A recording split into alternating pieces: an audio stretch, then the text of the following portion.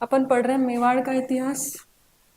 तो ये मेवाड़ मेवाड़ में एक शासक हमने पढ़ा, गुहिल गुहादित्य। उसके बाद एक शासक इम्पॉर्टेंट, नागादित्य, जिसकी भीलों ने हत्या की। नागादित्य के बाद हमने पढ़ा बप्पा रावल, और बप्पा रावल तक ही हमने किया है, इससे ज़्यादा हमने नहीं किया। ठीक है, अब बप्पा रावल में लगभग सारी चीज़ें मैंने अपने रिकॉर्डेड वीडियो में बता दी। तो राजस्थान वाली क्लास चल रही थी अभी। अब बप्पा रावल के बाद अपन आगे बढ़ते हैं। अगला शासक है अल्हट। अल्हट कह दो, आलू रावल कह दो, एक ही बात है। आप लोग को इसके समय में नहीं जाना, क्या समय है उसमें मत जाओ। ठीक है, और केवल इतना ध्यान रखना, अल्हट यानी कि आलू रावल। अब दिक्कत एक आती है कि इसके शासनकाल में भी ये लिखा हुआ मिलता है बहुत सारी जगह कि वराह मंदिर का निर्माण करवाया, और बप्पा रावल के शासनकाल में भी ये मिलता है कि वराह मंदिर का निर्माण करवाया। समस्या क्या आएगी, दोनों सवाल पूछ ले तो अपन इस समस्या का समाधान ये करते हैं कि अगर दोनों ऑप्शन में है तो इसको आप लिखो 70% या 60, और इसको लिखो 30%। ठीक है, क्योंकि ऑथेंटिक वो थोड़ा सा इसलिए ज़्यादा है क्योंकि राजस्थान बोर्ड की किताबों में उसे माना जाता है।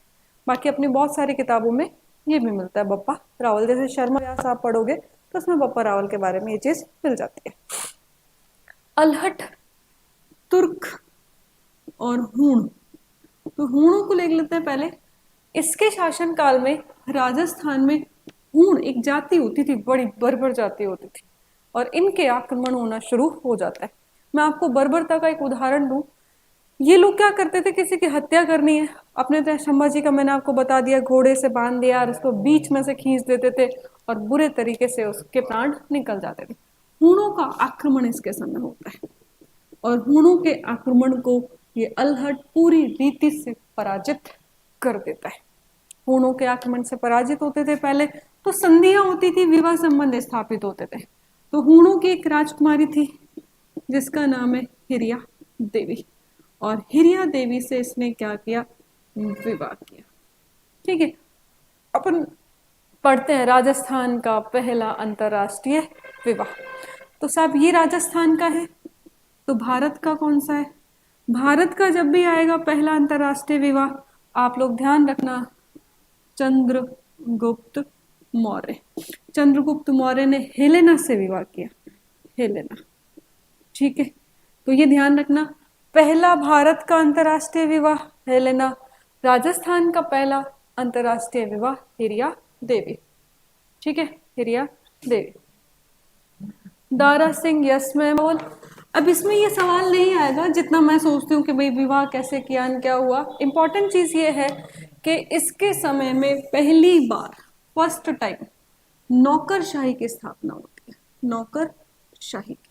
और यही सवाल आता है जो आप एग्जाम की तैयारी कर रहे हो, बस वही पूछा जाएगा, कौन सा ऐसा शासक था जिसके शासनकाल में पहली बार नौकरशाही की स्थापना होती है? अल्हट आलू रावल। मैं आपको एक चीज बता दूं, अल्हट को ऐसे याद कर लेना, मोटा था, हट्टा कट्टा था, खूब लंबा चौड़ा था और गोल मोल था, इसलिए इसको क्या कहते थे, अल्हट यानी कि आलू रावल। इसी के समय प्रशासनिक व्यवस्था भी पहली बार शुरू होती है, प्रशासनिक व्यवस्था भी पहली बार शुरू होती है। ध्यान रखना, प्रशासन में और नौकरशाही में थोड़ा सा अंतर होता है, आप केवल यहाँ पर ये समझ लो कि प्रशासनिक व्यवस्था भी इसके समय शुरू होती। आदि वराह मंदिर, आदि वराह मंदिर का निर्माण भी इसके समय करवाया गया। इतनी ही बातें ध्यान रखनी है, इससे ज़्यादा कोई भी बात इसके बारे में ध्यान नहीं रखनी। संगीता मैम कुछ बात करते हैं। देखो वैसे तो अलर्ट को पढ़ो तो 3 दिन अलर्ट में निकल जाएंगे। ठीक है, अपने को कोई रिसर्च करनी नहीं, पीएचडी करनी नहीं, राजस्थान पुलिस का पेपर निकालना है अपने, यहाँ से सवाल आएगा, इससे बाहर अलर्ट में कुछ भी नहीं जाना। चलो आगे बात करते हैं अपन। अगला शासक है, इंपॉर्टेंट शासक है, जैत्र सिंह। ठीक है, जैत्र सिंह। जैत्र सिंह मैंने आपको बताया मेरी क्लास में, जैत्र सिंह, क्षेत्र सिंह, संगीत। देखो जैत्र सिंह का भी शासनकाल जो है उसमें अंतिम ईयर में क्लैश मिलता है। अपन मोटा मोटी देख लेते हैं, 1213 ईस्वी सन से 1253 ईस्वी सन।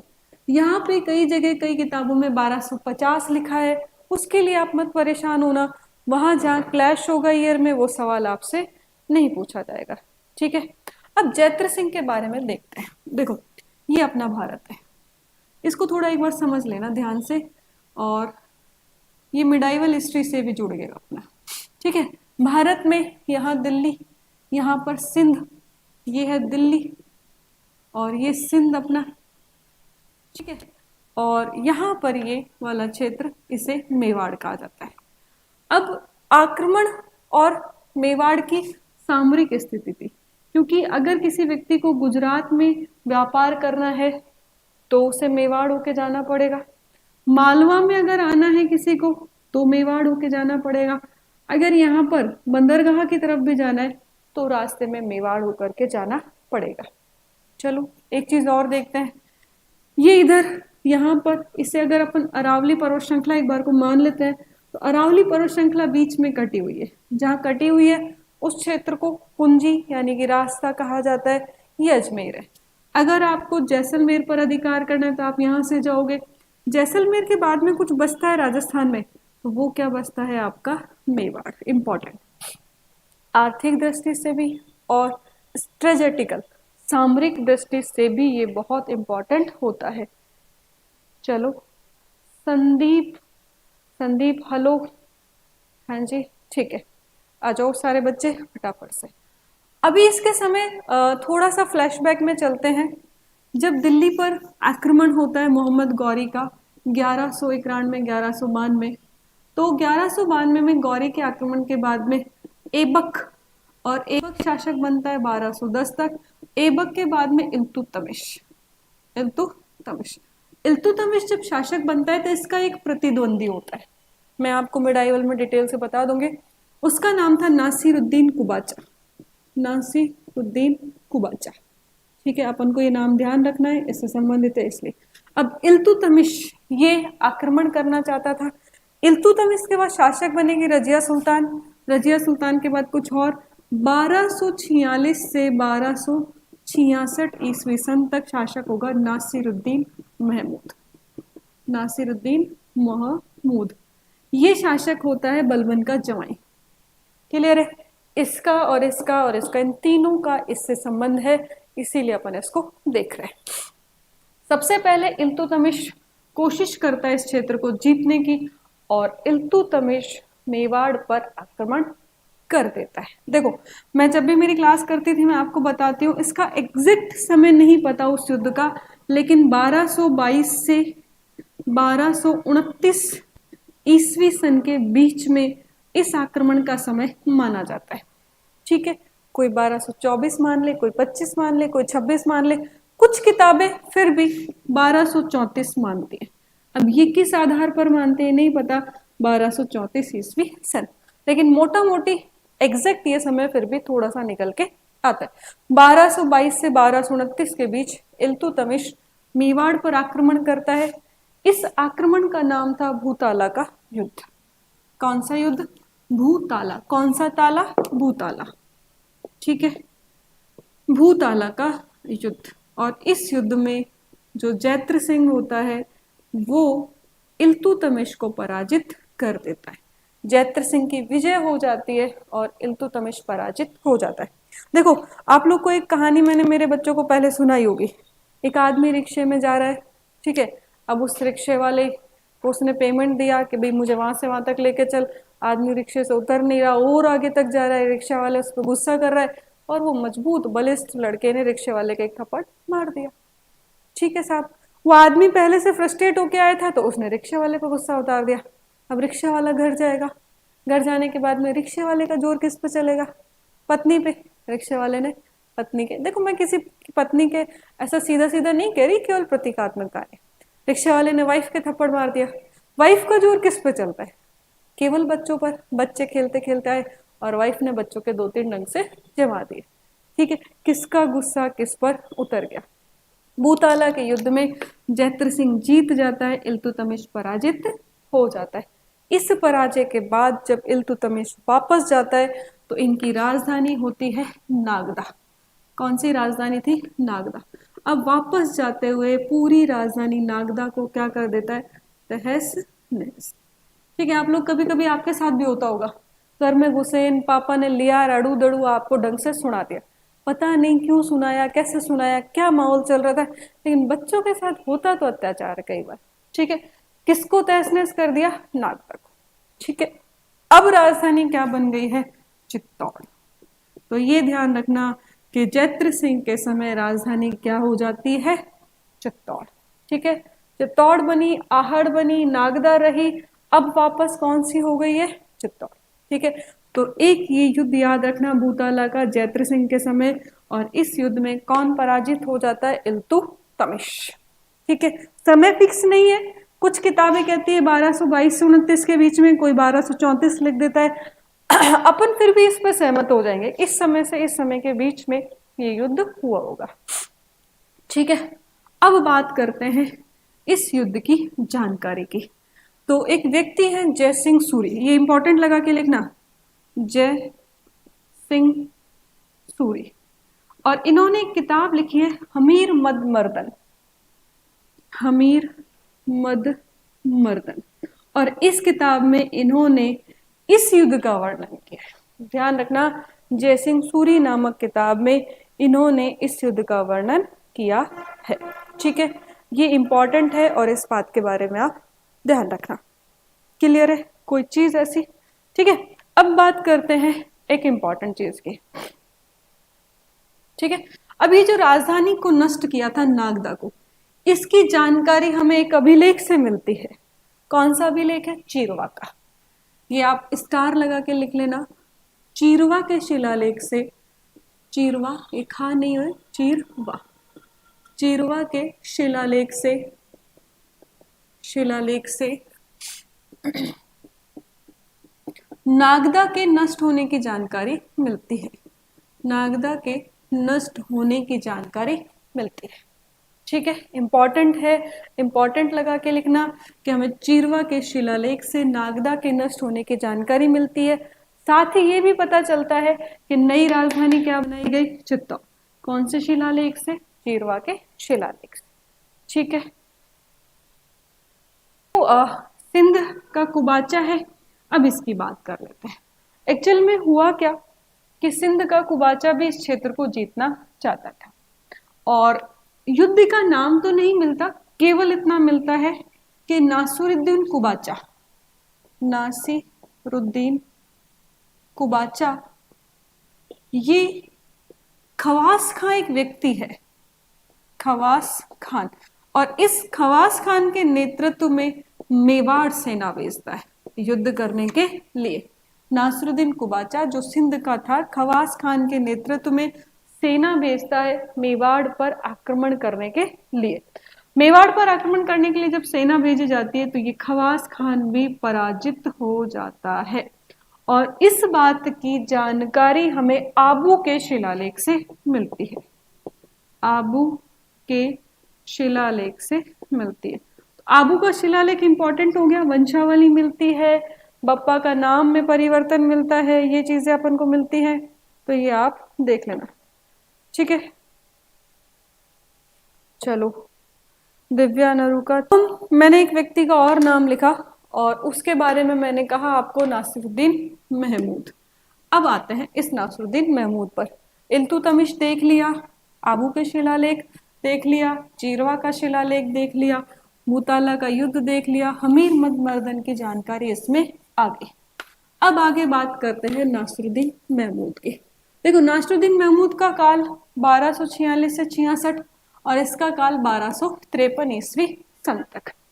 ठीक है, अब यहाँ पर कुछ अलग अलग चीजें हैं, कुछ अलग अलग बातें मिलती हैं। अब यहाँ पर क्या हुआ, एक लेखक है फरिश्ता, और फरिश्ता ने अपनी किताब लिखी है तबकाते नासरी, तबकाते नासरी। याद हो जाए, ठीक है, दिल्ली पुलिस राजस्थान पुलिस वालों को करनी पड़ेगी, सीधा सवाल आता है। तबकाते नासरी किसने लिखी है, मेनासुस शिराज ने, और इसने कहा है फरिश्ता ने कि 1248 ईस्वी सन में नासिरुद्दीन ने आक्रमण किया चित्तौड़ पर। ठीक है, किस पर आक्रमण किया? चित्तौड़ पर। अब हुआ क्या कि इसकी जानकारी और किसी समकालीन इतिहासकार नहीं देते। एक और लेखक है मिन्हाजुस सिराज, वो अपनी किताब लिखेंगे, और ये तबकाते नासरी इनकी नहीं है, फरिश्ता की अलग किताब है, मेरी गलती। अगला लेखक है मिन्हाज उस सिराज, मिन्हाज उस सिराज। ये जो मिन्हाज उस सिराज है, इनकी किताब है तबकाते नासरी, तबकाते नासरी। इन्होंने क्या लिखा है वो देखते हैं। ठीक है, मैं ये ऊपर वाला मिटा रही हूँ क्योंकि जब बड़ा लिखना है तो बोर्ड इतना ही काम आता है। इन्होंने लिखा है कि बलबन, बलबन नासरुद्दीन महमूद का ससुर है, बलबन, इसे एक बार नागौर भेज दिया गया। नागौर का क्या बना के? इक्तेदार। इक्तादार और मनसबदार में दोनों किसी दिन समझाऊंगी क्लास में। तो बलबन को नागौर में इक्तादार बना के भेज दिया गया, और जब बलबन को यहाँ भेजा गया तो बलबन ने रणथंभौर,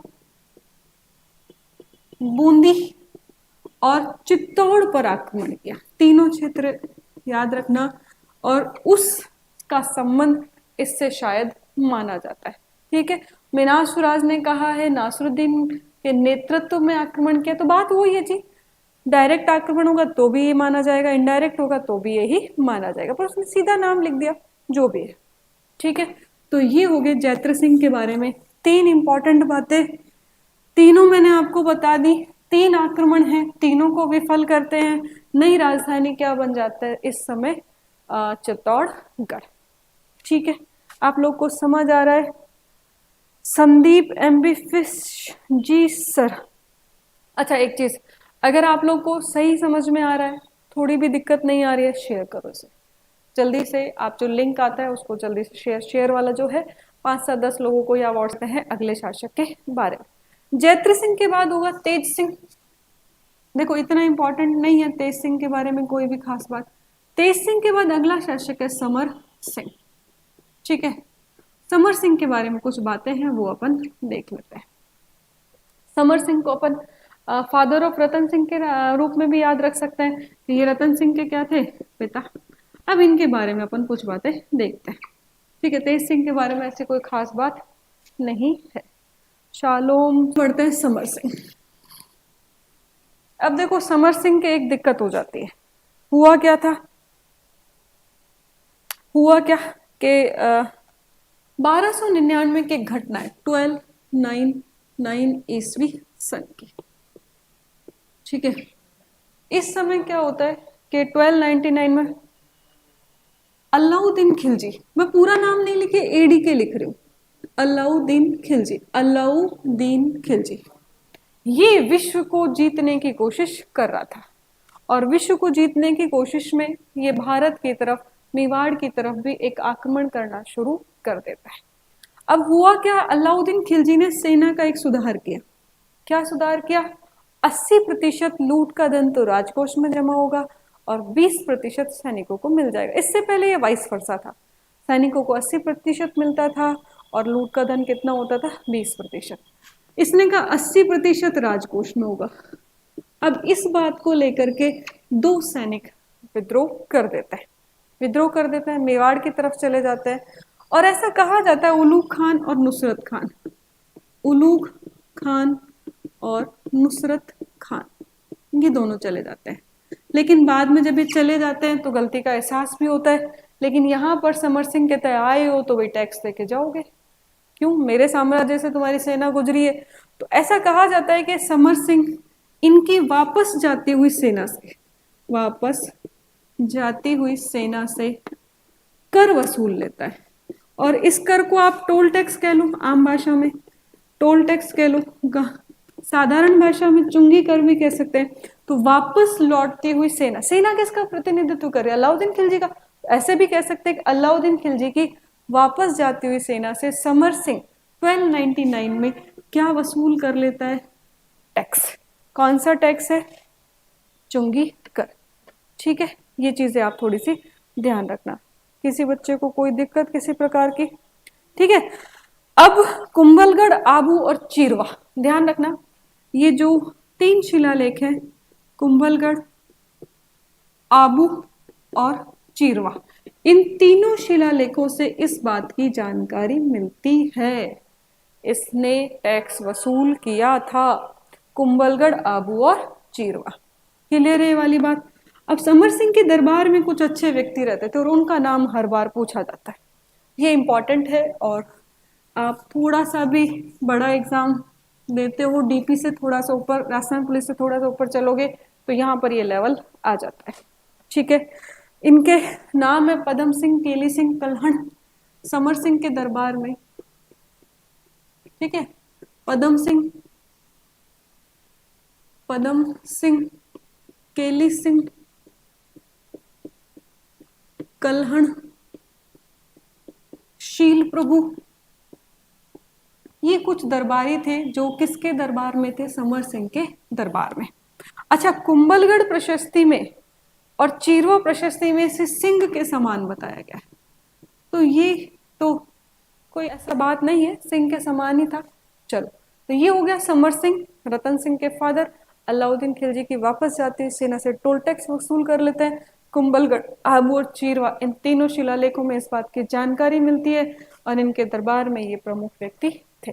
चलो ठीक है, समर सिंह के बाद अगला शासक बनता है रतन सिंह।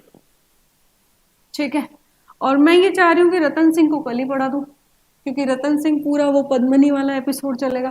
तो अगला शासक कौन सा है आपका? रतन सिंह।